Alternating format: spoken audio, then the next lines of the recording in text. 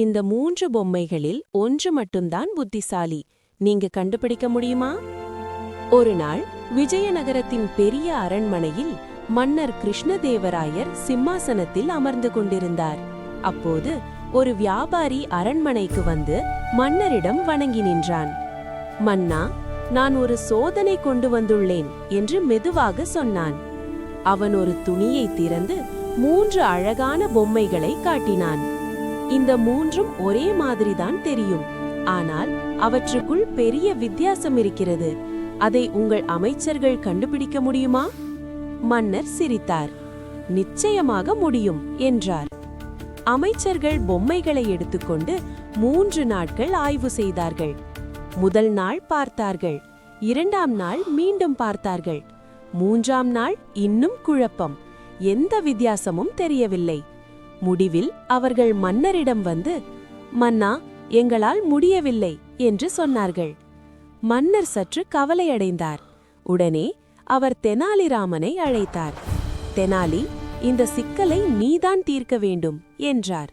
தெனாலி சிரித்தான். மன்னா, நான் முயற்சி செய்கிறேன் என்றான்.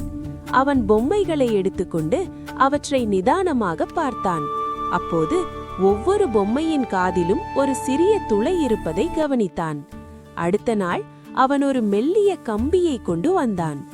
முதல் பொம்மையில் கம்பியை போட்டான். அது மறுபுற காதில் வெளியே வந்தது.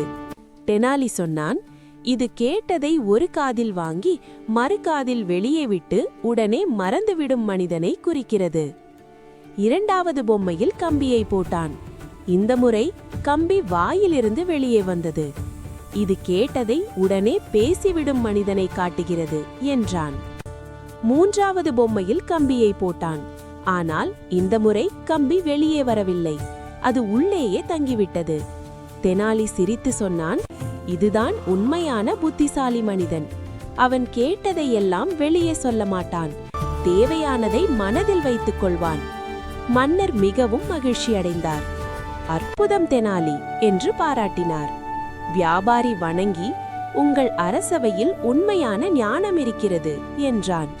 கதையின் மாரல், கேட்டதையெல்லாம் சொல்லாமல் சரியான நேரத்தில் மட்டும் பேச வேண்டும்.